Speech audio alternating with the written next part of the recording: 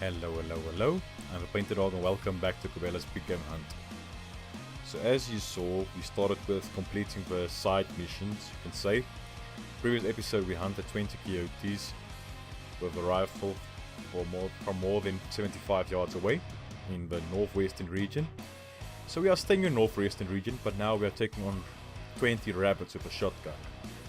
So the area that I found to yield the best or the most rabbits is the Silver Tip Pass area. So let's jump in there.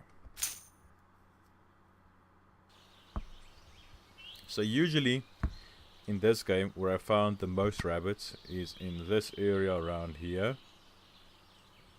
And then also in this kind of area. And then up here somewhere. I also found rabbit holes there.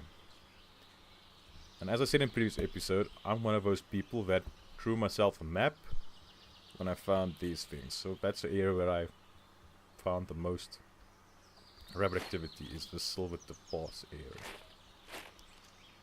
Let's take a quick peek at the map. Yeah, this general area. Alright, there. So let's take a quick peek. So luckily there's nothing as distance hunting in this one. It's a shotgun, so you can't really get too much distance out of this with birdshot. And there's a moose. As you see, there's a rabbit hole right there.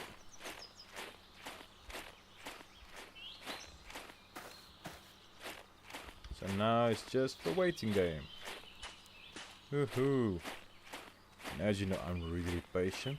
I'm really a patient guy with these kinds of things. So let's just wait for the rabbits to come. And we have our first rabbit. That rabbit. That rabbit looked weird while it was running away. As you can see in this area, there's loads of rabbit holes. There's one. And we have our first one.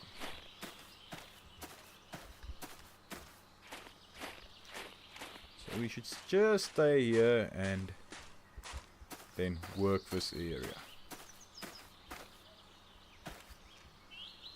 Come on.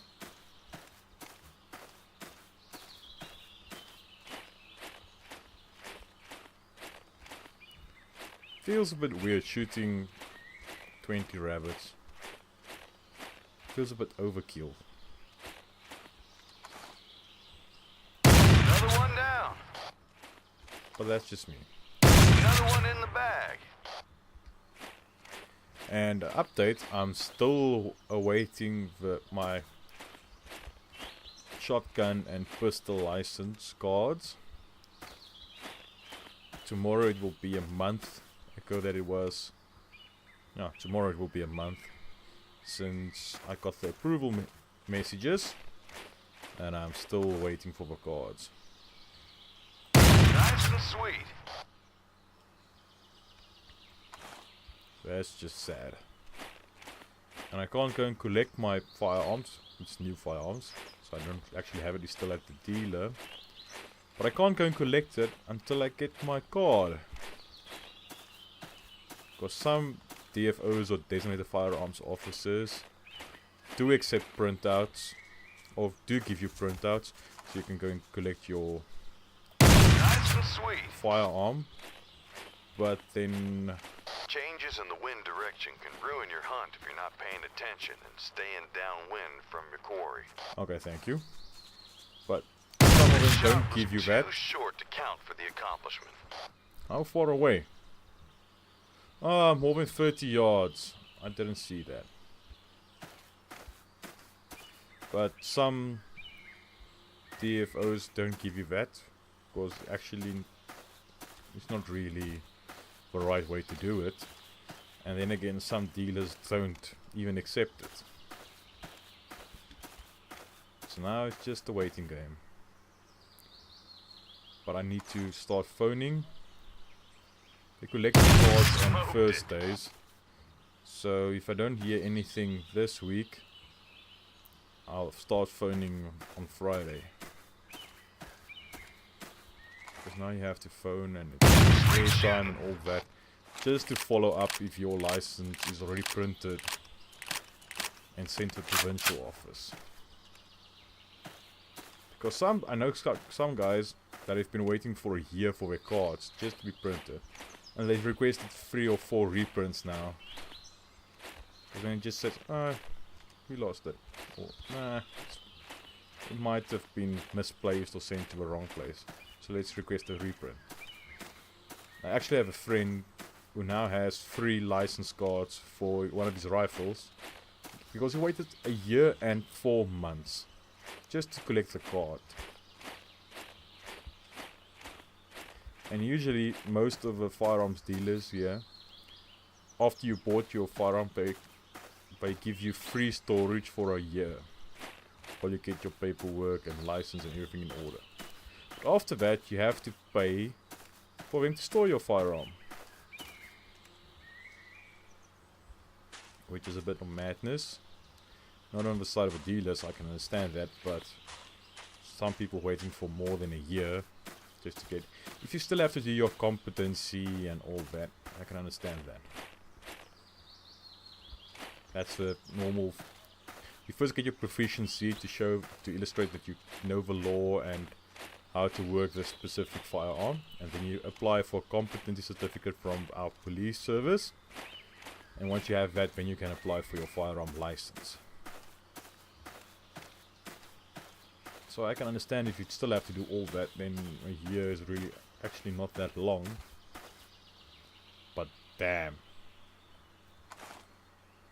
And now the police service said from the time you hand in your license application to the time it gets approved is 90 work days. 90.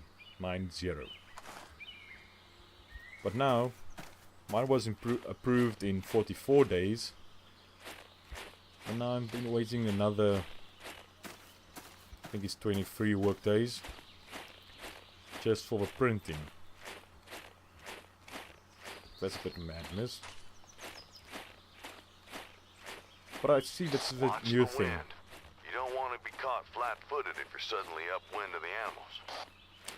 Some of my friends actually applied for a license less than a month ago, and their cards already got approved, but now we are all waiting for the license cards.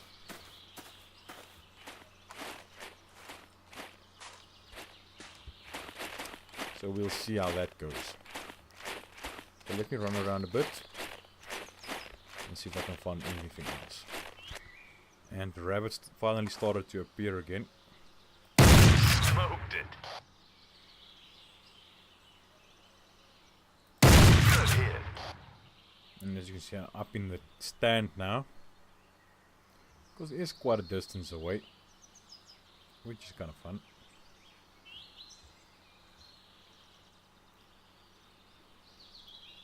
Nice and sweet. Shotgun. I'm actually looking for a side saddle for my shotgun now. Collecting goodies for my while I wait for license cards. Already got extra magazines and all that for my pistol. Now I just need a side saddle for my shotgun. And I need to practice. I'm a lefty, so I'll have difficulty loading it really fast. So I need to practice. Oh yeah, I'm a lefty, but my shotgun is for a right-hand person. But the safety is ambidextrous, so that's fine. But being a lefty, I was taught to shoot right-handed. And then later on, I discovered when I wanted to shoot both eyes open, I couldn't do that while shooting right. So I switched to the left-hand side, and since then I've been shooting left. Even though I can do both sides now, but if I want to shoot both eyes open like with a shotgun, or out hunting, then left it is. And when I bought my 308, I actually bought a left-hand action for my 308. And it felt weird to load the bolt action on the other way around. but I got used to it.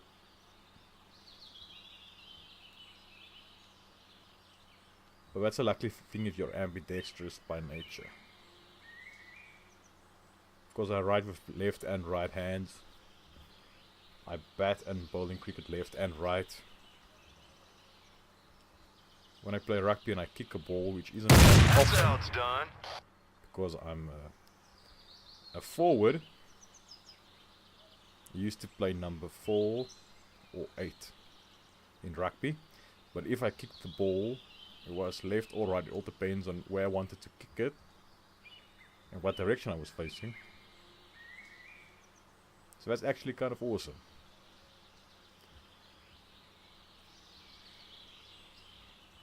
If I do say so myself.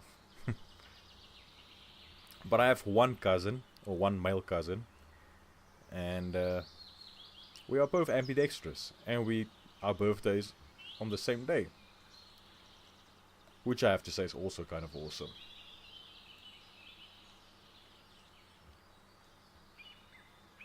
Keep an eye on the wind. You don't want to be caught upwind of your prey.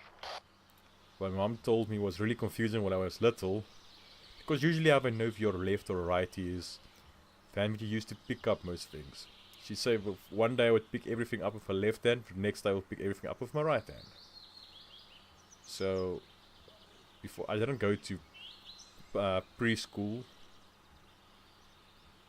I was homeschooled until I went for first grade, but then my parents got taught in that stage that if you write left-handed, then you are a dummy. So everybody wrote with the right hand, or learned to write with the right hand. So my mom taught me the same way, because I didn't show any preference for any hand, so I might as well just be taught with the right hand. But then as I went to school, and I was writing a lot, my hand would get tired, and then I would just switch hands.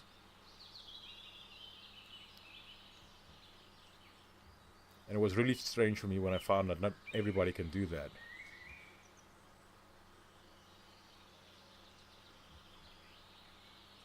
But you tend to find people like you as you go through life. One of my students actually is the same. She can also write with left and right. She was busy writing an exam and she would just switch her pen to the next hand and then the other hand and then just write. And she was actually surprised when I wrote on the whiteboard and I did the same thing. Because why would you want to move 2 or 3 meters to continue writing if you can just stand still in one place? Begin with the left hand and then just switch to your right hand to write the rest. Because I have really long arms. Because I am 6 feet 5.5 inches or something like that. And 1.97 meters tall. So actually I have quite an okay arm span. So yeah. Come on guys, just come out so I can shoot you in your face. Okay, but I won't let you sit here and wait for that, so I'll see you now. And finally one decided to show its face. Good hit. Its fuzzy little face. Okay, where's the rest? So while I was waiting for a rabbit to appear, I went for a little run around, all the way around there. And then I came back, I saw there's nothing here. So I went for another run around this small pond. Around there. So I wasn't really that busy. But I get myself busy by running around. And exploring the area. And then, for the previous video I told you there was another coyote area down south. Because if you don't know yet, we were hunting coyote around here. And then the other region is down here. So when I went around this, I found them in this area. Nice and sweet. Okay, 3 left. So hopefully they will start coming out. Sweet shooting. 2 left. So as you can see, that's it. That's as easy as this rabbit hunting is. get yourself some birdshot, and then come and sit in this area right next to this pond. Couple of rabbit dens around here, rabbit holes, so you won't be sitting for too long. Take a look at the map. Just past 12 now, and the hunt started at 7, so I had to wait quite a bit, but then again, if you go to the areas where rabbits are really Great shooting. The accomplishment is yours. in high concentrations like this area, you won't be sitting for too long. But this will be the end of this episode. I hope you enjoyed it, and I'll see you for the next one. Cheerio.